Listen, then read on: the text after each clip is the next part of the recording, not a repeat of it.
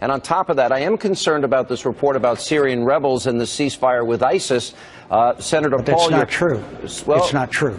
It's not true. Whether I don't care about the report. I know these people intimately. We talk to them all the time. But also let me point out that if we are going to conduct a conflict the way you are describing it, and I'm afraid that's the case, this is reminiscent of Vietnam, the gradual escalation that ended up in one of the worst defeats that America has ever suffered. Let me ask you about what your colleague Rand Paul said about it this morning. He said it's a mistake to arm them. Most of the arms that we've given the so-called moderate rebels have wound up in the hands of ISIS because ISIS simply takes it from them, or it is given to them, and we mistakenly actually end up giving it to some radicals. Look, things are very... Has Rand Paul ever been to Syria? Has he ever met with ISIS? Has he ever met with any of these people? No. We're going to have a fight because it's patently false. This is the same Rand Paul that said we didn't want to have anything to do with anything to do in the Middle East, by the way. I don't want to get in a fight with him at all. Yeah. But it's not true. I know these people. I'm in contact with them all the time. All right, then let me ask you this.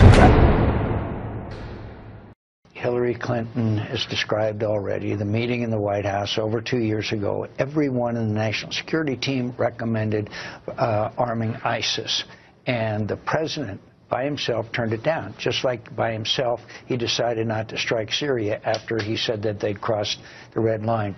Of arming some of the moderate rebels in Syria. When we see reports like what happened just last week, that the Free Syrian Army was apparently participating in the abduction of 40-some UN peacekeepers in the Golan Heights. Are these the people that we want to start supplying with weapons?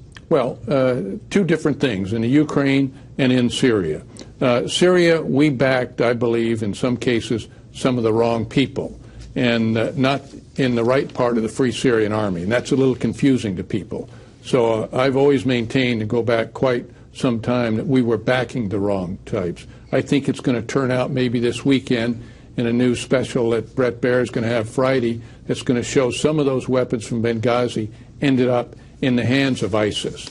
So we helped build ISIS. Now there's a danger there, and I'm with you. But in the Ukraine, we need to show support. In Iraq against Syria and in Iraq, we need to show support that we're going to go and take down, I believe, take down ISIS. And we can do that without boosting Bashar al-Assad if we back the right groups and we attack those parts of the ISIS elements that are doing the attacks into Iraq. That's what we need to focus on, and we need to do it now. Lieutenant General Tom McInerney, always appreciate your insight, sir. Thank you very much. Thank you.